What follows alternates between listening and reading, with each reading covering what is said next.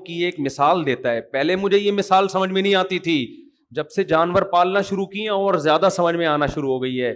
قرآن بار بار غیر مسلم کو, کافر کو کہتا ہے اندھے ہیں, بہرے ہیں, گونگے ہیں. 3 صفات قرآن نے بیان کی ہیں جس کو ہم گالی ہی سے تعبیر کر سکتے ہیں. گالی سے مراد وہ نہیں جو عام عرف میں جس کو گالی, یعنی برا لقب دیا ہے. اندھے ہیں, بہرے ہیں, گونگے ہیں, یہ بار بار قرآن میں ہے. لا یعقلون, سمجھنے کے لیے دماغ نام کی کوئی چیز ان کے پاس نہیں ہے. آپ کہو یار قرآن کہہ رہا ہے کافر اندھا بھی ہے, بہرا بھی ہے, گونگا بھی ہے اور نہ سمجھ بھی ہے. یہ 4 چیزوں سے ہی تو انسان بنتا ہے.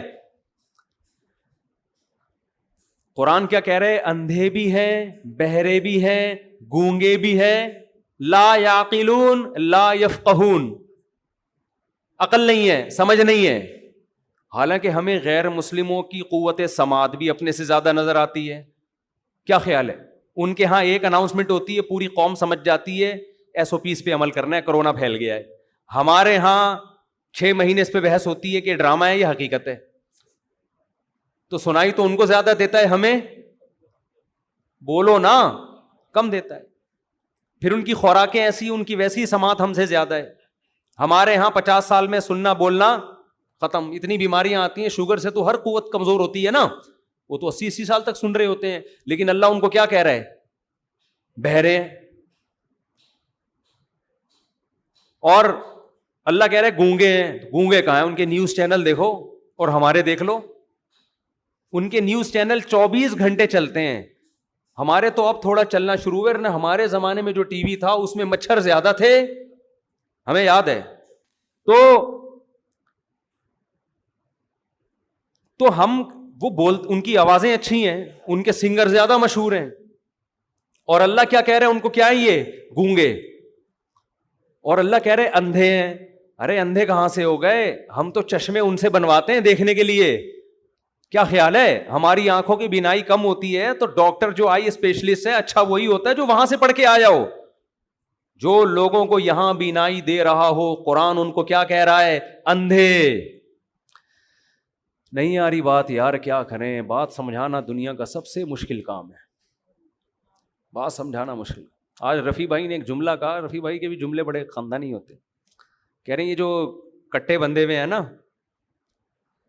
جو لوگوں نے قربانی کے جانور لا کے باندھے ہوئے ہیں, پوری رات ان کے ساتھ بیٹھے رہتے ہیں, تو ان سے کہو یہ تو کٹے ہیں, تم کیوں کٹے بن رہے ہو, تم فجر میں تو آ جایا کرو.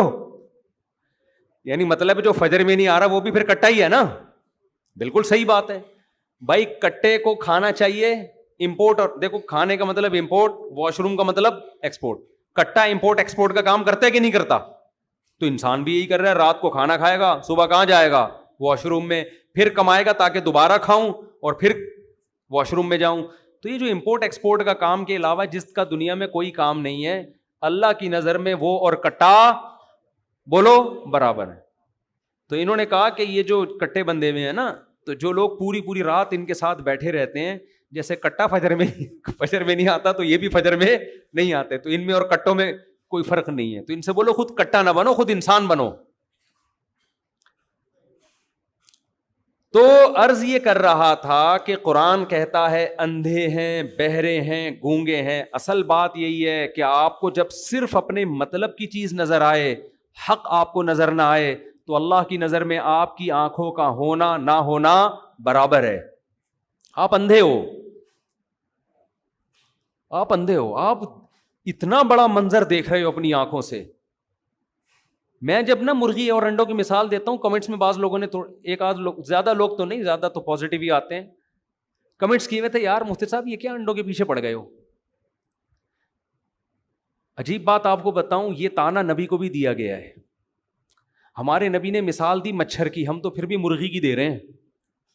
ہم کس کی مثال دے رہے ہیں؟ مرغی اور انڈوں کی مثال دے رہے ہیں, کیونکہ ہم دن رات دیکھ رہے ہیں یہ مثال. یار کیسے چوزے نکالتی ہے بھائی, اور انڈے کے اندر 21 دن میں چوزا بننا, یہ بننے کا جو سافٹ ویئر ہے, یہ ہارڈ ویئر ہے سافٹ ویئر ہے؟ بولو خدا کی قسم, یہ جو ہارڈ ویئر والا انڈا ہے نا, کروڑوں سال میں یہ وجود میں نہیں آ سکتا. اس کے اندر ایسا سافٹ ویئر انسٹال ہو جائے کہ 37 ڈگری سینٹی گریڈ اس کو ہیٹ ملے 21 دن تک, تو یہ زردی اور سفیدی مل کے چونچ اور ہارٹ بیٹ اور دل بن جائے. یہ خدا کی قسم اربوں سال میں ایسے سافٹ ویئر خود بخود انسٹال نہیں ہو سکتے. یعرفون نعمت اللہ ثم ینکرونہا, قرآن کہتا ہے یہ اللہ کی نعمتوں کو جانتے ہیں, اندھے بن کر اس کا انکار کرتے ہیں, غور نہیں کرتے اس پہ.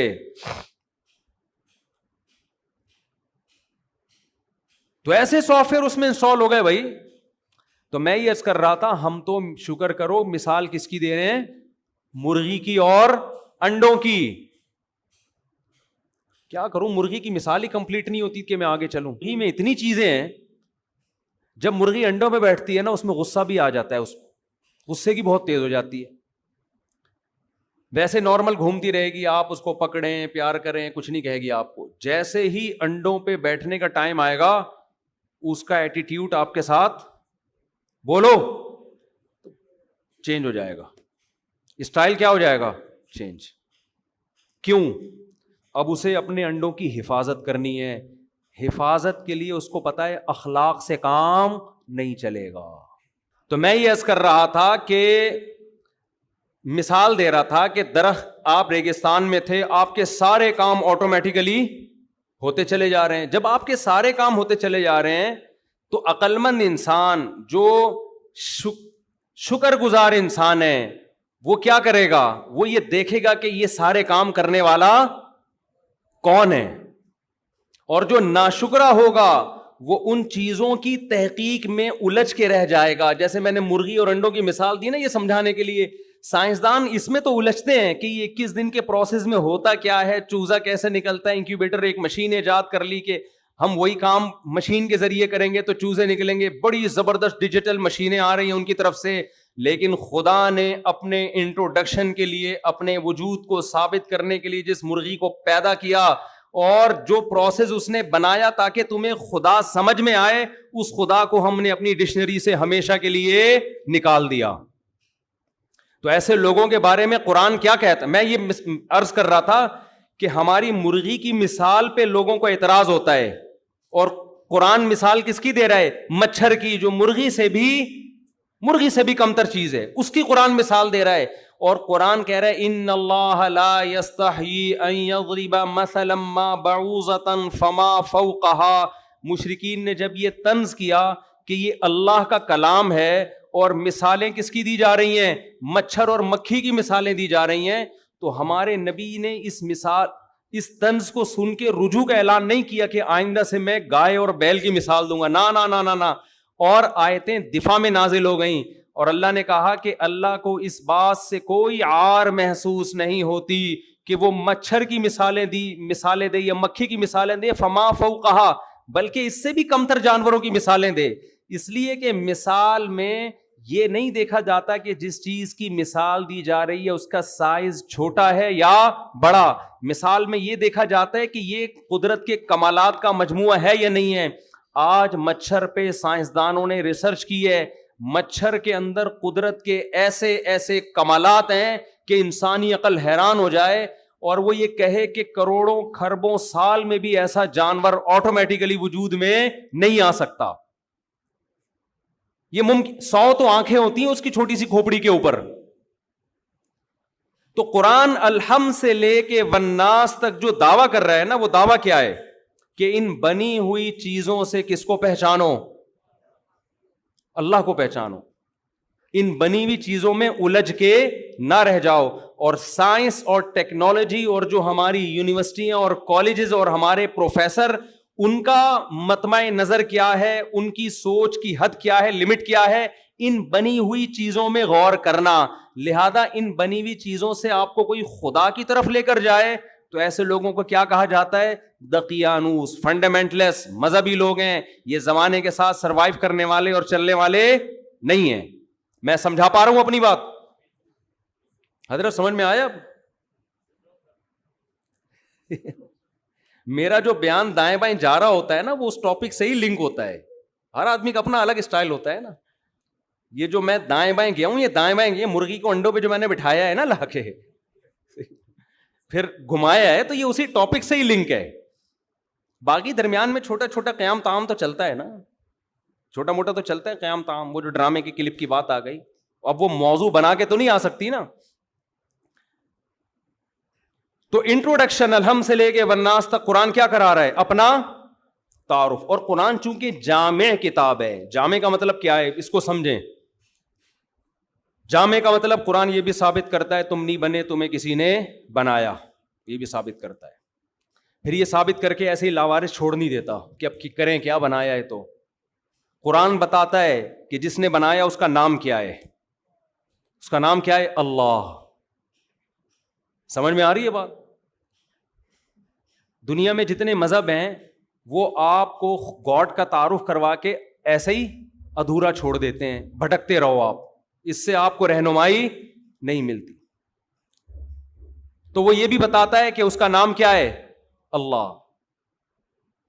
پھر وہ اس اللہ کا تعارف, اس کے 99 نام اس نے بتائے جو اس کے صفاتی نام ہے. رحمان ہے, رحیم ہے, غفور ہے, شکور ہے, اور قہار ہے, جبار ہے. پورے اس ہر صفت کے ذریعے اس کا انٹروڈکشن. بندوں کے گناہوں کو معاف کرنے والا, وہو الغفور الودود, بندوں سے بے پناہ محبت کرنے والا. ہمیں نہیں پتا وہ اللہ ہم سے محبت کرتا ہے یا نہیں کرتا, اس نے بتایا کہ میں کیا کرتا ہوں؟ محبت. اے اللہ تجھے غصہ بھی آتا ہے؟ قرآن بتاتے ہاں جی اس کو غصہ بھی آتا ہے. اے اللہ تجھے بندوں پر رحم بھی آتا ہے؟ ہاں جی مجھے رحم بھی آتا ہے. جب رحمت اور غصے میں ٹکراؤ ہو تو کون سی صفت غالب ہوتی ہے؟ اللہ نے بتایا سبقت رحمتی علی غضبی. جب رحمت اور غصے میں ٹکراؤ ہوتا ہے تو رحمت میری غصے پہ غالب آتی ہے. ایک ایک صفت کھول کھول کے بیان کی ہے.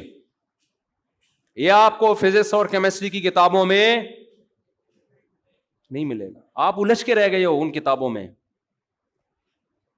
ان شر الدواب عند اللہ الصم البکم الذین لا یعقلون. قرآن کے الفاظ دیکھیں, جتنے پروفیسر لبرل قسم کے ہیں نا یونیورسٹیوں کے, قرآن نے ان کے لیے کیا الفاظ استعمال کیے دیکھو. آپ کی یونیورسٹی میں کوئی ملحد پروفیسر ہے نا لبرل قسم کا, جو بڑا براڈ مائنڈڈ بنتا ہے, اور نیوٹن نے یہ کہا اور آئنسٹائن نے یہ پھینکی تو نہیں کہا, اس نے صحیح کہا بالکل, پھینک تو آپ رہے ہیں, تو یہ کہا اور فلانا نے یہ کہا, اور یہ مولوی شولوی, اور یہ کیا نکاح طلاق کے مسائل مولویوں سے, جائیدادوں کے مسائل مولویوں سے, اور یہ والا کام حلال ہے مولویوں سے, اور نماز پڑھو, شلوار ٹخنوں سے اوپر رکھو, داڑھی, بیوی کے یہ حقوق, شوہر کے یہ حقوق, عورت کو چاہیے اپنے شوہر کے سامنے ادب تمیز سے رہے, وہ اس کا گھر کا سربراہ ہے. سربراہ کیا ہے بھائی؟ سب ایکول ہیں سب. ایک نے تو یہاں تک کہا کہ عورت پر شوہر کے ماں باپ کی کوئی خدمت لازم نہیں ہے.